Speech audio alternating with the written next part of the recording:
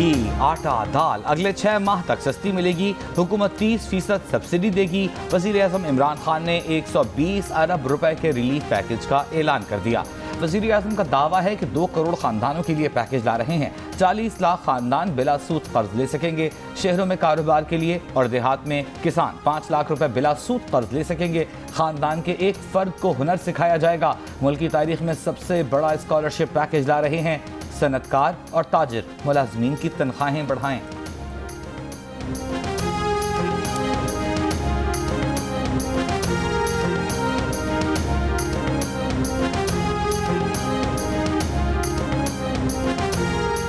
Petrol की कीमतें बढ़ाना पड़ेंगी। वज़ीर आज़म इमरान खान ने खबरदार कर दिया। कहा, पेट्रोल दरामद करने वाले ममालिक में पाकिस्तान वो वाहिद मुल्क है जहां पेट्रोल सबसे सस्ता है। भारत में पेट्रोल 250 रुपये, बांग्लादेश में 200 रुपये लीटर मिल रहा है।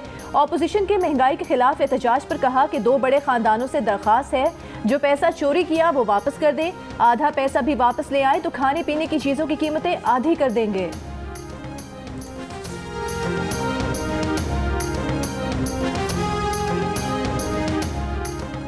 इमरान खान पीपल्स पार्टी के 29 अक्टूबर के एहतजाज के दबाव के बायस खिताब पर मजबूर हुए। Chairman Pakistan Peoples Party Bilawal Bhutto Zardari का दावा।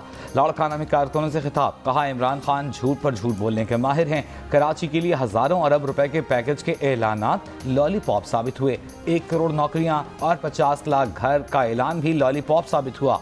अवाम महंगाई की चक्की में बुरी तरह पिस रहे हैं।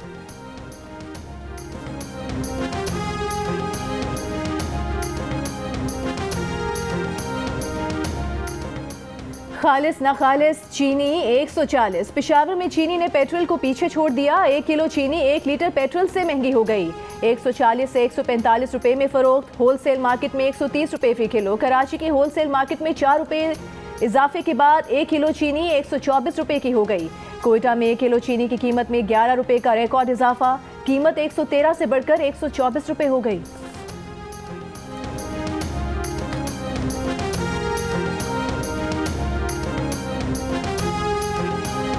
तैयारों में 50% गुंजाइश की पाबंदी खत्म। 10 नवंबर से पाकिस्तान आने वाली परवाजें 100% भरकर पाकिस्तान आ सकेंगी। मुकम्मल वैक्सीनेशन PCR रिपोर्ट दिखाना लाजमी होगी।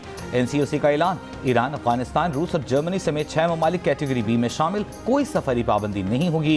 कोरोना की ज्यादा शरह के बायस इराक और थाईलैंड समेत 10 मुल्क कैटेगरी सी में रखे गए।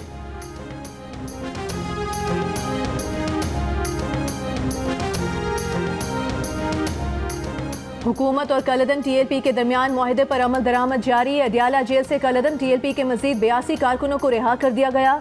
गुज़िश्ता रोज से अब तक सैकड़ों कारकुनों को रिहा किया जा चुका है। लाहौर हाई कोर्ट में साद रिजवी की नजरबंदी के खिलाफ दरख्वास्त पर समाअत। अदालत ने दरख्वास्त गुजार के वकील से कहा कि आप दरख्वास्त के काबिल समाअत होने पर मुतमईन नहीं कर सके। वकील ने कहा कि दरख्वास्त के काबिल समाअत होने से मुतालिक दलाइल के लिए मोहलत दी जाए।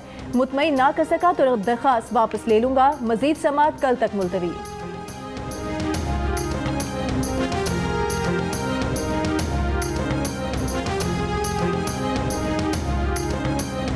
मुस्लिम लीग नून का कलदम TLP से मुआहिदा फौरी अवाम और पार्लिमान के सामने लाने का मुतालिबा। पुलिस के शोहदा से रवा रखे गए रवैये की मजम्मत। तर्जुमान नून लीग मरियम औरंगजेब ने कहा कि छुप छुपा कर पिछले दरवाजे से किए गए मुआहिदे कौमी सलामती के लिए खतरा और अवाम से धोखा हैं। पुलिस अवाम के लिए पहली लाइन ऑफ डिफेंस है। 4 दिन हुकूमत की जुबान दराजी और मुतज़ाद बयानात की वजह से ये खमियाजा भुगतना पड़ा।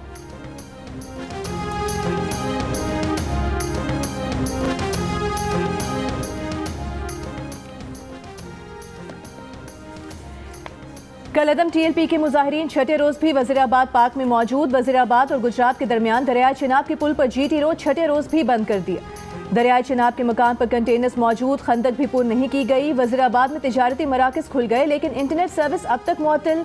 गुजरात और गुजरावाला में इंटरनेट सर्विस मुकम्मल बहाल।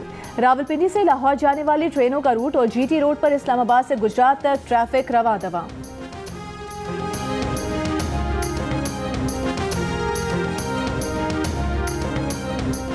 सुन्नी तहरीक कलदम तहरीक लब्बैक से भी ज्यादा पुरतशद्दुद थी मगर खत्म हो गई। कलदम TLP का उससे भी जल्द खात्मा हो जाएगा। वफाकी वज़ीर इत्तला फवाद चौधरी का बयान, कहा मजहबी इंतहा पसंद ग्रुपों के पास हुजूम को तशद्दुद के लिए इस्तेमाल करने की सलाहियत तो होती है, लेकिन सियासी मैदान में उनका किरदार हमेशा बहुत महदूद होता है। TLP के साथ इत्तिहाद करने का मतलब दुनिया में पाकिस्तान को तन्हा करना होगा।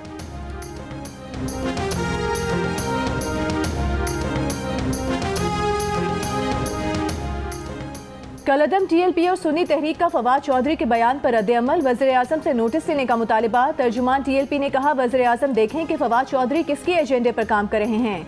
तर्जुमान सुन्नी तहरीक ने कहा कि वफाकी वज़ीर फवाद चौधरी का बयान इंतशार फैलाने के मुतरादिफ है।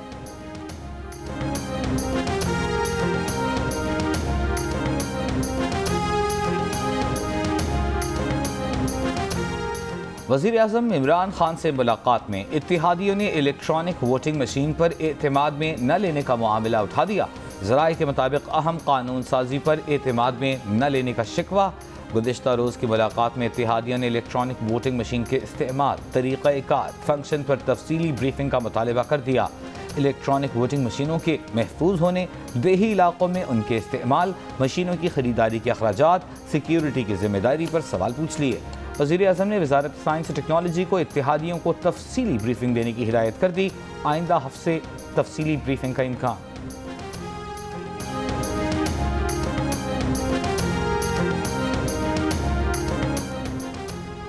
815 अरब रुपए का सवाल नैब ने रिकवर किए, लेकिन कौमी खजाने में जमा न हुए। सेनेट की कायमा कमेटी बराए खजाना में इंकशाफ भी हुआ, सवाल भी हुआ। वजारत खजाना के मुताबिक उन्हें इस रकम का कुछ नहीं मालूम, कहाँ गई, कहाँ इस्तेमाल हुई। नैब हुकाम से भी पूछ नहीं सकते कि इतने पैसे कहाँ गए। वजारत खजाना के मुताबिक नैब ने मजमूई तौर पर 821 अरब 46 करोड़ 90 लाख रुपए रिकवर किए। 6 अरब 50 करोड़ रुपए की रकम नॉन टैक्स आमदन के तहत मौसूल हुई। बाकी फंड्स पर सवालिया निशान है।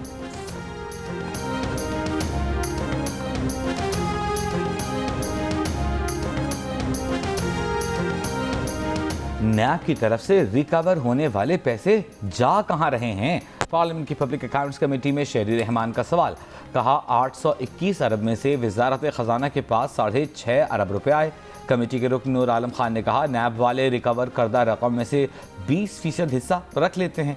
कमेटी चेयरमैन नैब ने हाउसिंग सोसाइटियों, डबल शाह वगैरह से पैसे रिकवर किए। नैब करप्शन का पैसा रिकवर नहीं कर सका।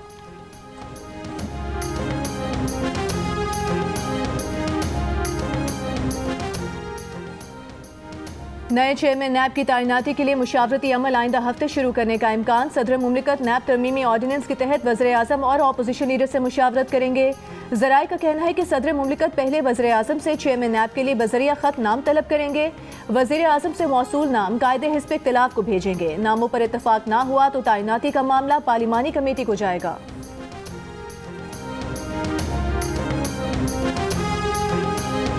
अपोजिशन लीडर शहबाज शरीफ ने वज़ीर आज़म इमरान खान को निशाने पर ले लिया। कहा वफाकी वज़रा को इमरान खान की हिदायत इलेक्शन कमीशन पर बराह रास्त हमला है।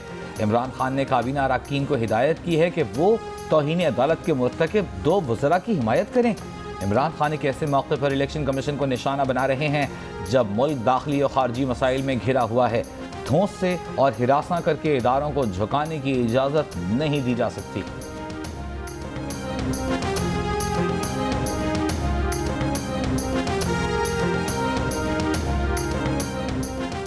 सेनेटर सलीम मानवीवाला ने कहा है कि national crime agency of UK की जानिब से दी गई रकम भी सरकारी खजाने में जमा नहीं हुई। सेनेट की कायमा कमेटी बराए खजाना के इजलास में कमेटी का ऑडिटर जनरल ऑफ पाकिस्तान और नैब के ऑडिटर को खत, आइंदा इजलास में तलब।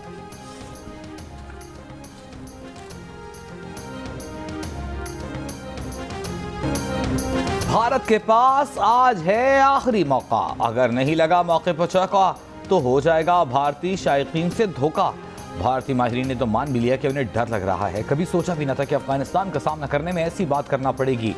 बैनुल-अक़वामी माहिरीन ने भी अपनी राय का वज़न अफगानिस्तान के पलड़े में डाल दिया। कोहली के पास 2 ऑप्शन हैं, जीतो या घर जाओ। टिकट भी तैयार, मीम्स भी तैयार, सिर्फ मैच के नतीजे का इंतजार। T20 वर्ल्ड कप में अफगानिस्तान और भारत कुछ देर बाद अहम मैच में आमने सामने। भारत मुसलसल 2 मैचेस में नाकाम। अफगानिस्तान 2 मैचेस खेले, 1 जीता 1 हारा। आज भारत को शिकस्त हो गई तो सेमीफाइनल की दौड़ से बाहर हो जाएगा।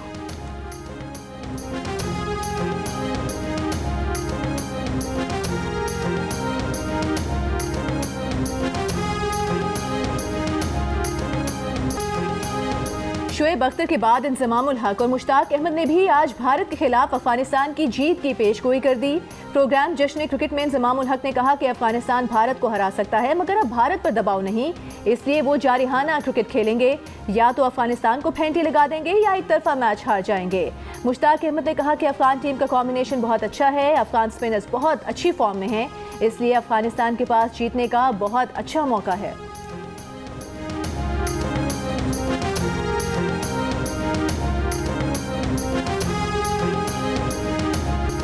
नमीबिया में पाकिस्तान ने मैच के बाद दिल भी जीत लिए।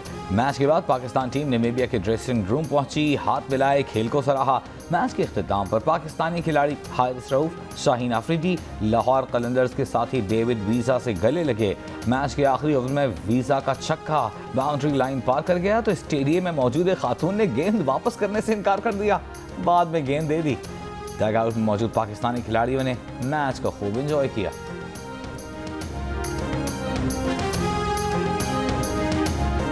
मारूफ शुअरा के कलाम और फिल्मी गानों को अपनी मधुर आवाज से यादगार बनाया। जो गाया खूबसूरत गाया। धीमे सुरों पर हुकूमत करने वाली गायकी की मलिका नैयरा नूर की आज 71वीं सालगिरह मनाई जा रही है।